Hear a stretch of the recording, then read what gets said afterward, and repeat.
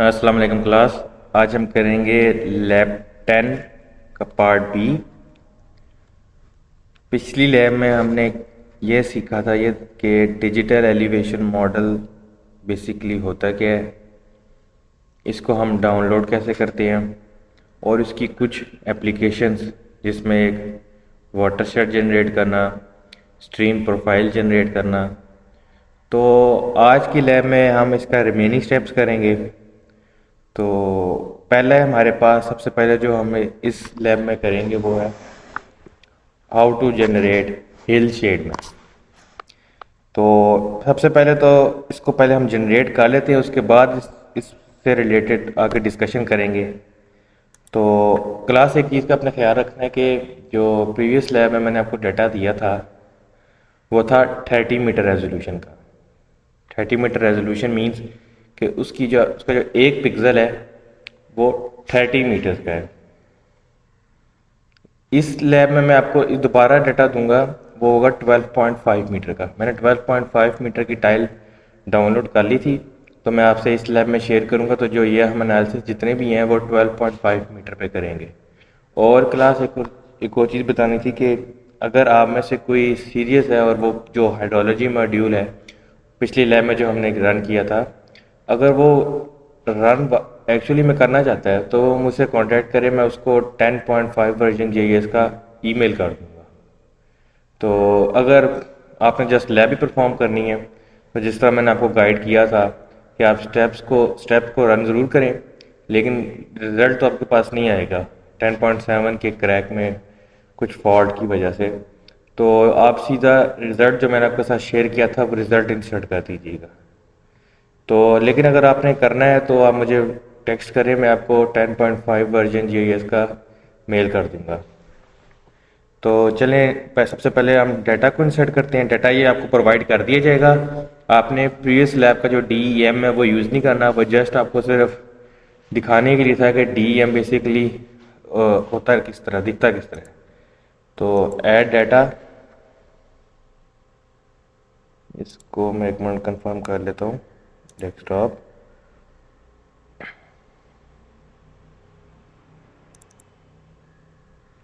Lab 10 part B. ये देखें class, ये हमारे पास डाटा को हमने ऐड कर दिया। अब क्लास आपने इस जो ये मैं डाटा बेसिकली डाउनलोड किया हुआ है, मेरा जो GIS है ये सारा मैंने UTM कोऑर्डिनेट सिस्टम में इसको बाय डिफ़ॉल्ट सेट किया हुआ है। तो जो भी डाटा मैं यहाँ पे इंसर्ट करता हूँ वो UTM Zone 43 north coordinate system के साथ आता है। लेकिन आपने सारा काम जो किया हुआ है वो WGS 1984 में है। तो कोऑर्डिनेट सिस्टम कैसे चेंज करते हैं वो आपको शायद पिछली लैब में करवाया भी था, फिर एक दफ़ा देख लें। ये लेयर्स है, इसके ऊपर आपने राइट क्लिक करना है, फिर प्रॉपर्टीज़ में जाना है और ये देखिए ये कोऑर्डिनेट सिस्टम का ऑप्शन होता है यहाँ पे, कोऑर्डिनेट सिस्टम का। तो कोऑर्डिनेट सिस्टम के अंदर आपने WGS 1984 को सिलेक्ट कर देना है। अगर तो WGS 1984 आपका सिलेक्ट है तो कोई इशू नहीं है, अगर नहीं है तो आपने इसको सिलेक्ट करके ओके कर दें। तो इसका कोऑर्डिनेट सिस्टम जो है वो WGS 1984 हो गया। चेक करने के लिए आप DEM की प्रॉपर्टीज़ में जाएं, सोर्स,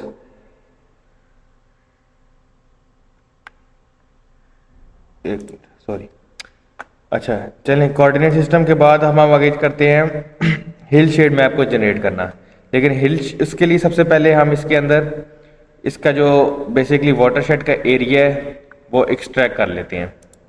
उसके लिए डाटा में जाएंगे, वाटरशेड का आपको मैंने पिछली लैब में डाटा प्रोवाइड किया हुआ है वो इंसर्ट करना है आपने इसके अंदर। मैं भी इसको इंसर्ट कर लूँ, wait a minute. This is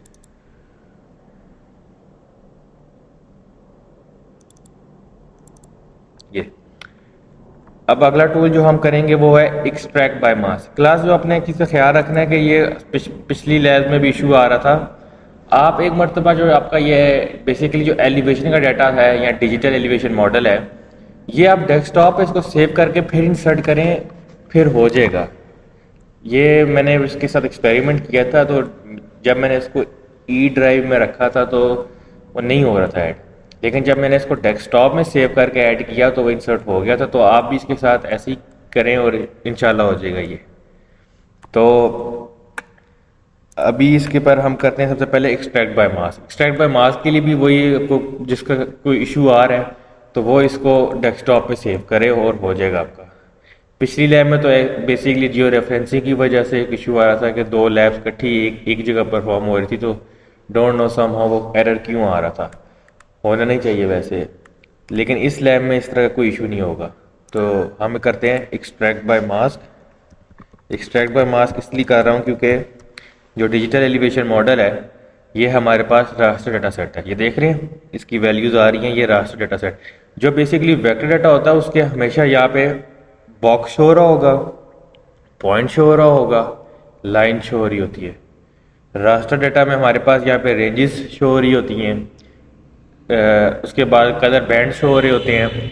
तो डिफरेंट वे में हमारे पास रिप्रेजेंटेशन आ जाती है। ये जो बेसिकली शो हो रहा है ना लो, इसका मतलब है कि ये हमारे पास जो डार्क एरियाज हैं ये सबसे लो एलिवेशन एरिया पे हैं इस वक्त, जो कि तकरीबन 1000 मीटर है। और जो हाई है हमारे पास वो 8028 मीटर है, जो कि बेसिकली वाइट में है। मींस ये जो वाइट एरिया है ये इस वक्त तकरीबन 8000 मीटर की एलिवेशन पे है। तो चलें पहले एक्सट्रैक्ट बाय मास कर लेते हैं। एक्सट्रैक्ट बाय मास में सबसे पहले इनपुट रास्टर डाटा में हम डालेंगे अपना रास्टर डाटा सेट, वो जो कि डिजिटल एलिवेशन मॉडल है।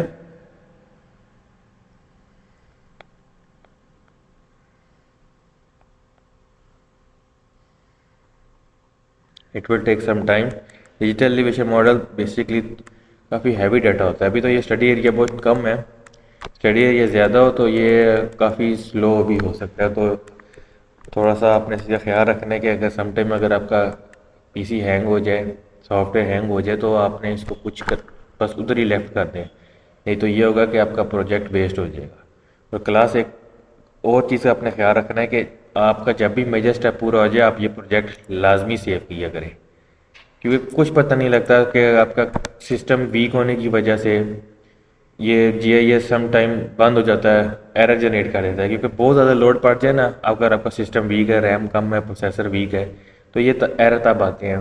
तो आप प्रोजेक्ट को टाइमली सेव करते रहा करें, तो ताकि अगर आपका खुदा न खास्ता अगर कोई इशू बन भी जाए तो आप दोबारा वहीं से दोबारा अपना प्रोजेक्ट ओपन कर लें। तो इनपुट रास्टर में डिजिटल एलिवेशन मॉडल सेट कर दिया।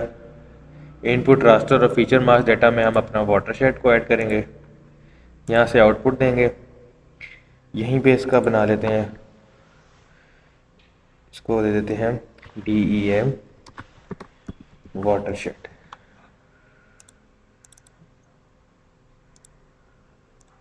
ओह सॉरी, एक DEM watershed, DEM watershed. Okay,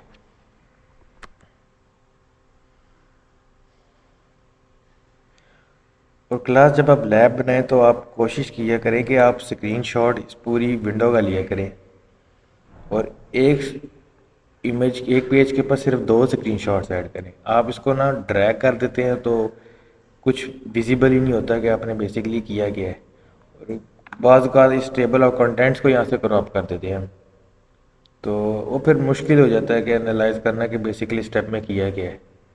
तो काइंडली जो अगली लैब्स होंगी उसमें ये चीज़ आप ख्याल रखिएगा इसका।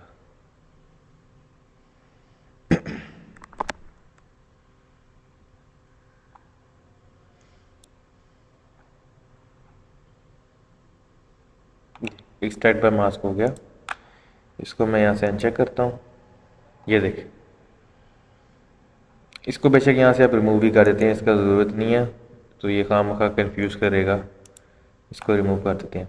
ठीक है, तो चलें अब अगला हम अपने पहले स्टेप पे जाते हैं, जो कि है how to generate hill shade. Download करना हमने सीख लिया है, वाटर शेड भी हमने जनरेट करना सीख लिया है, उसके बाद हमने स्ट्रीम नेटवर्क भी जनरेट करना सीख लिया है। तो बाकी जो स्टेप्स हैं वो आज हम करेंगे। तो सबसे पहले हम यहाँ पे लिखेंगे सर्च में हिल शेड, HILLSHADE। अगर आपने इसकी लोकेशन फाइंड करनी है तो ये टूल बॉक्स के अंदर उसकी लोकेशन आपको यहाँ से मिल जाएगी। डायरेक्ट आपका सर्च बार में यहाँ पे आ जाता है हिल शेड। ये स्पेशल एनालिस्ट वाले पे जाएंगे हम, इंसर्ट करेंगे डिजिटल एलिवेशन मॉडल और यहाँ से इसको आउटपुट देंगे।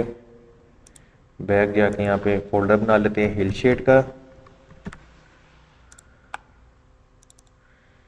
यहाँ पे इसका नाम दे देता हूँ मैं हिल शेड 1। सेव। अब बाय डिफ़ॉल्ट आपने ये वैल्यूज़ जो है ये लिख दे, यही रहने देनी है। ये क्लास देखें ये लिखा हुआ है यहाँ पे 315। बेसिकली 315 जो है ये हमारे पास सन की डायरेक्शन है। मींस कि अगर ये हमारा कोऑर्डिनेट सिस्टम है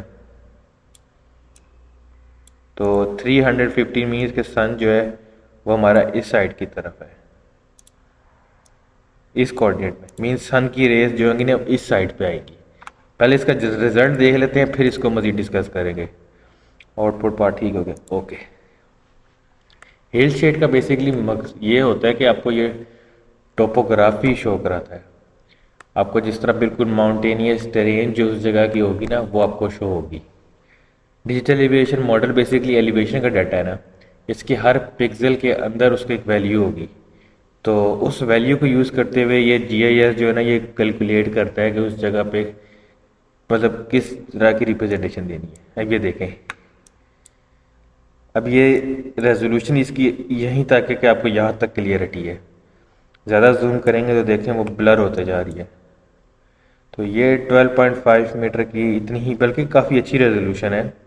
30 मीटर के साथ अगर आप इसको रन करें, मैं आपको अभी दिखाऊंगा 30 मीटर का भी रन करके इन दोनों में कितना डिफरेंस है। तो अच्छा क्लास जो बात बतानी थी आपको मैंने वो ये कि 315 से क्या मतलब है। 315 का मतलब ये कि इस जगह पे क्लास नोट करें, इस जगह पे जो सन है मारा होगा और उसकी रेज जो आएंगी वो इस साइड की स्लोप पे पड़ेंगी। तो ये देखें ये ब्राइट है और इस जगह की जो स्लोप्स होंगी वो डार्क होंगी। तो इस बेसिस पे इसका नाम दिया है हिल शेड। अगर आप इसको 315 की जगह 90 कर दें, 90, तो फिर इस साइड पे सन आ जाएगा। ये गौर करें माउस की तरफ, इस साइड पे सन आ जाएगा। तो सन की रेस जो इस जगह की स्लोप्स होंगी उसकी तरफ पड़ेंगी वो वाइट हो जाएगी और इस जगह की जो उसके बैकवर्ड ऑपोजिट में होंगी वो डार्क हो जाएगी। तो ये आप पे डिपेंड करता है कि कौन सी ज़्यादा आपको सूट करती है, किस स्लोप को अपने एनालाइज करना है। बाय डिफ़ॉल्ट जो 315 है ये मोस्ट आइडियल और मोस्ट यूज़फुल है, ये मैंने ऑब्जर्व किया है। लेकिन अगर आप इसको डिफरेंट करके देख लें तब भी ठीक है। मैं आपको एग्जांपल करके दिखा देता हूँ। हिल शेड,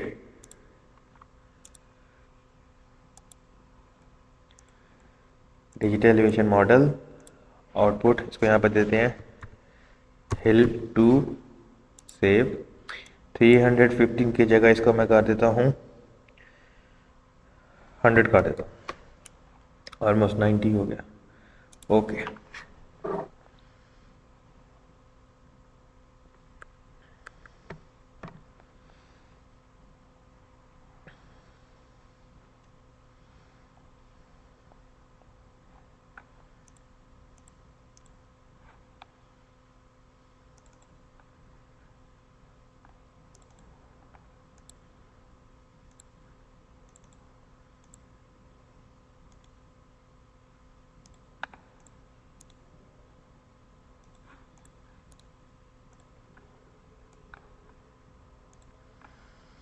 अच्छा क्लास ये देखिए, अब जो है ना बेसिकली इस साइड की तरफ से सन जो है ना वो आ रहा है। तो जो इस साइड की स्लोप्स होंगी वो मतलब लाइट होंगी और अपोजिट साइड की डार्क हो जाएंगी। लेकिन इससे थोड़ा सा ना इल्यूजन सा क्रिएट होता है।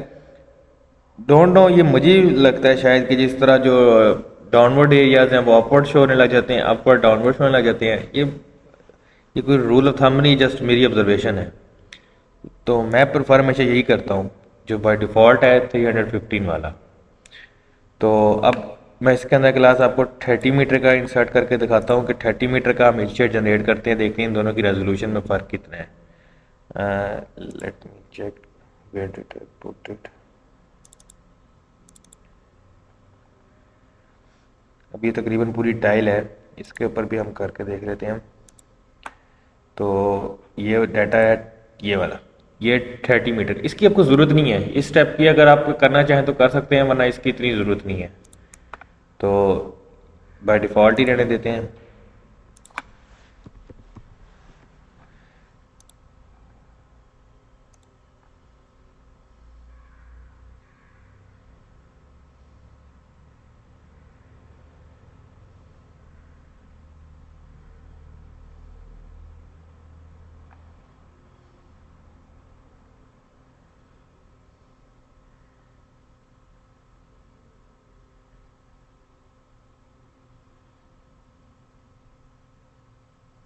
ये देखिए क्लास, इसको मैं इसके ऊपर इंसर्ट कर देता हूँ ड्रैग करके। और ये ड्रैग क्लास तभी होगा जब आपका ये टेबल ऑफ कंटेंट्स में यहाँ पे आपने सिलेक्ट किया होगा लिस्ट बाय ड्राइंग ऑर्डर। अगर आप लिस्ट बाय सोर्स हो आपका, ये बाय डिफ़ॉल्ट आपका लिस्ट बाय सोर्स भी आता है, जिससे आपका सोर्स लोकेशन पता लग जाती है ऊपर। लेकिन अगर ये है तो फिर ड्रैगिंग मुश्किल हो जाती है, तो आप इसको सिलेक्ट कीजिएगा लिस्ट बाय ड्राइंग ऑर्डर। तो इसको जूम करके देखते हैं। ये देखें क्लास कितना फ़र्क है रेजोल्यूशन में, ये 12.5 है और ये 30 मीटर है। बट अच्छी रेजोल्यूशन है, तो आप इसको देखें, यहीं पे जाके इसकी ना जो क्वालिटी है वो ख़राब हो रही है। लेकिन जो हमारे पास 12.5 मीटर उसकी रेजोल्यूशन अभी भी अच्छी है यहाँ पे। तो ये फ़र्क होता है रेजोल्यूशन का। तो चलें इसको अब रिमूव करते हैं, इसकी हमें ज़रूरत नहीं है। आप अगर रन करना चाहें तो बहुत बेहतर है, आप इस 30 मीटर के रेजोल्यूशन को भी रन करें और 12.5 मीटर रेजोल्यूशन के डाटा को भी रन करें। 30 मीटर का मैंने आपको पिछली लैब में दे दिया था और 12.5 का मैं भी आपको दे दूंगा। तो दोनों का कंपैरिजन करके आप इस तरह दिखा दें तो बहुत अच्छा लगता है कि बेसिकली दोनों की रेजोल्यूशन में कितना फ़र्क है। इस हिल 3 को भी रिमूव कर देते हैं और इसको भी, सॉरी मैंने हिल शेड 1 को ही रिमूव कर दिया था, मैं दोबारा इंसर्ट कर देता हूँ उसको।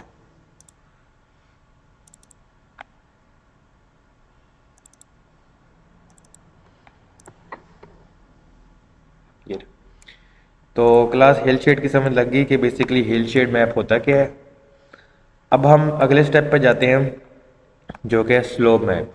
स्लोप के बारे में आपको पता तो होगा कि बेसिकली स्लोप 0 टू मतलब 90 आगे 120 तो 100 ऑन आगे डिग्रीज में हमारे पास कैलकुलेट होती है।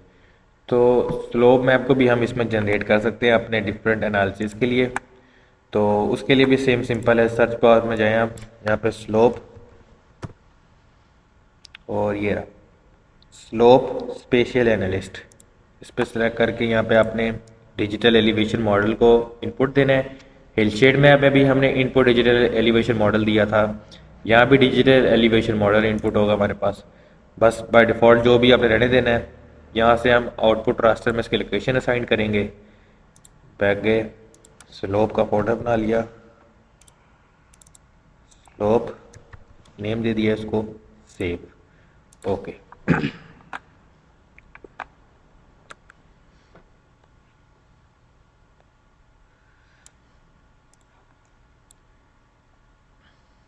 ये क्लास देख रहे हैं, इसे कहते हैं पैन, ये ड्रैग करने के लिए होता है मैप को।